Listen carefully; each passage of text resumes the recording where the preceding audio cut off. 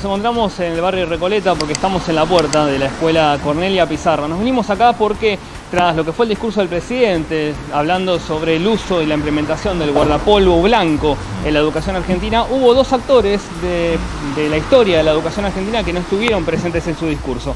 El primero nos trae a la puerta de esta escuela. Se trata de Matilde Filgueiras. Matilde era una docente de esta escuela que en época invernal, en 1915, cuando vio que todos los alumnos llegaban a la puerta de la escuela vistiendo las ropas que tenían la posibilidad por su situación social y económica, bueno, se le ocurrió esta idea de comprar unas telas en el centro, unas telas blancas, y le dio la tarea a todas las madres y padres de que, bueno, puedan coserle un guardapolvo blanco que unifique el criterio de asistencia a esta escuela.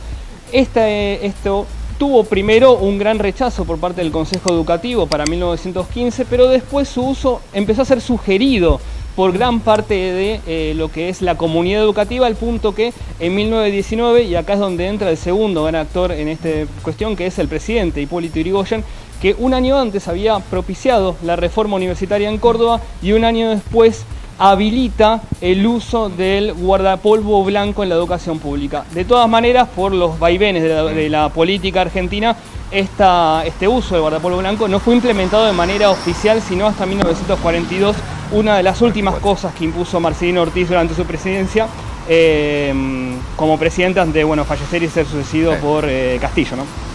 Cuando ayer hace referencia a Sarmiento, Alberto Fernández, personaje del que vamos a hablar en un ratito, hace referencia también al tema del guardapolvo. Se confunde Alberto Fernández en que en realidad cuando muere Sarmiento en 1888, el guardapolvo blanco todavía no era ni siquiera una ilusión. De hecho, está hablando ahí Nacho de 1915.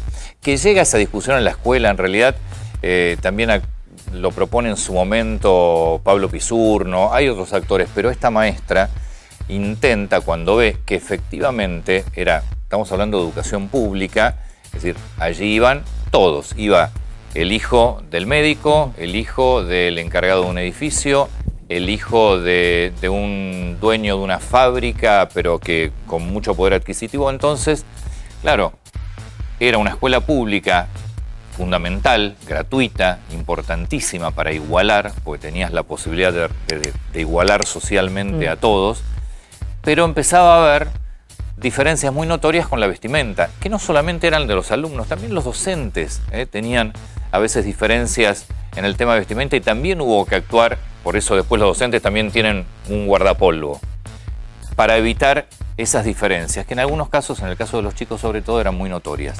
Lo que contaba Nacho, Matilde Filgueiras, que llama a los padres, porque intenta primero, la verdad que no fue fácil, los padres no estaban de acuerdo en muchos casos, después no se ponían de acuerdo con los colores, o sea, había toda clase de discusión.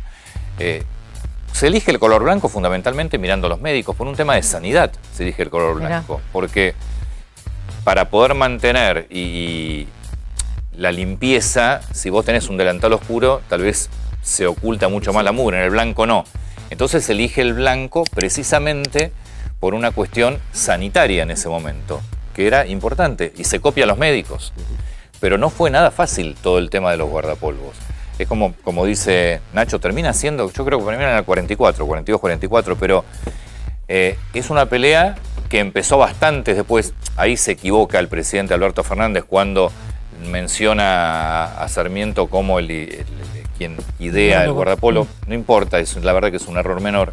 Creo que es muy importante, sí, volver al concepto de la escuela pública gratuita como único o tal vez el factor principal de igualdad social y para igualar socialmente, y más en una Argentina como hoy, ¿no?, que está devastada. Nacho, gracias. Te la voy a sumar a Sabrina, que es historiadora. Sabrina, por acá Antonio Laje, somos varios. Gracias por sumarte. Hola Antonio, ¿cómo andan todos? Bien. Háblame de Sarmiento, creo uno de los enormes personajes de la Argentina. Bueno, a ver, me parece que una de las cosas que nosotros tenemos que entender primero de Sarmiento es que en la escuela nosotros aprendemos de Sarmiento, que es el padre del aula. Sí. Y Sarmiento políticamente mucho más que eso, y a mí me interesa aprovechar este pequeño gaf de Fernández, porque yo coincido con vos. Lo importante no es si fue Sarmiento o si fue Irigoyen, sino hablar sobre la escuela pública, sobre todo en este año, después de un año en el que se perdieron las clases y todo, y me parece que recordar la figura de Sarmiento es muy importante porque ¿qué es lo que hace Sarmiento? Sarmiento era un tipo bastante complicado políticamente, quienes gobernaban no lo querían demasiado cerca porque era muy crítico, entonces lo solían mandar de viaje. Y la primera vez que lo mandan de viaje, él estaba viviendo en Chile y ya se ocupaba de la educación y se va a Europa, los famosos viajes de Europa. Todos escuchamos alguna vez hablar de los viajes de Sarmiento, que primero va a Europa y después va a Estados Unidos. En Europa ve una realidad bastante compleja porque habían pasado las revoluciones, porque Europa estaba en crisis, porque era una sociedad profundamente desigual, y se cruza el océano, llega a Estados Unidos y ve el futuro, ve una sociedad nueva, la empieza a pensar como a la Argentina también era una sociedad que se estaba construyendo en ese momento, y lo que ve Sarmiento como fundamental, como ordenador de todo, es la educación, es que las personas sepan leer y escribir. ¿Por qué?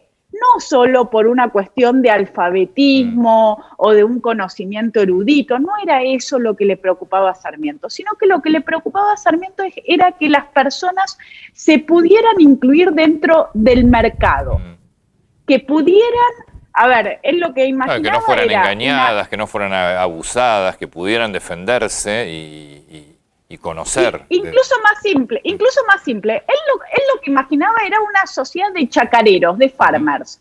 Eran pequeños municipios en donde las personas son dueñas de su tierra, la trabajan y, bueno, tienen un excedente. Y ese excedente lo tienen que vender para poder también de esa forma adquirir lo que necesitan. Y la forma de vender esto era poniendo avisos en el diario. O la forma en la que tenía un artesano, un peón para conseguir trabajo, o quien lo tenía que dar, también era el diario. Tenías que saber leer y escribir.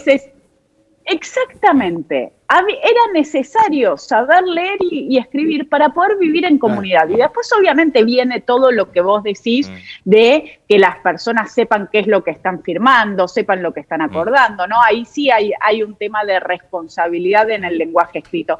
Pero lo primero era una cuestión de organización social y política. Y esto a mí me parece muy interesante, porque no es solo que Sarmiento pensaba en las escuelas para darnos educación a todos los argentinos, que también. Pero él lo que tenía en la cabeza era mucho más que eso. Era un modelo político y social que nos organizara y que nos hiciera a todos nosotros ciudadanos activos y responsables.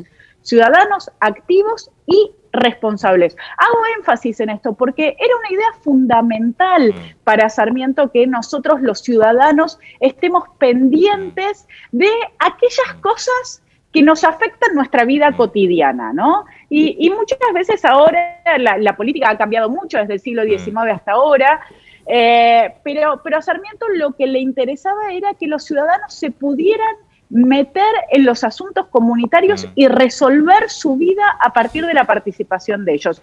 Y la escuela era fundamental porque una obsesión de Sarmiento en esa época, en una época en la que no existía la pobreza en Argentina, una obsesión de Sarmiento era crear una sociedad igual, porque justamente lo que había visto en Europa lo había asustado mucho, era una sociedad muy desigual y muy violenta. Y entonces él entendía que no tenía que haber grandes diferencias sociales entre los habitantes argentinos.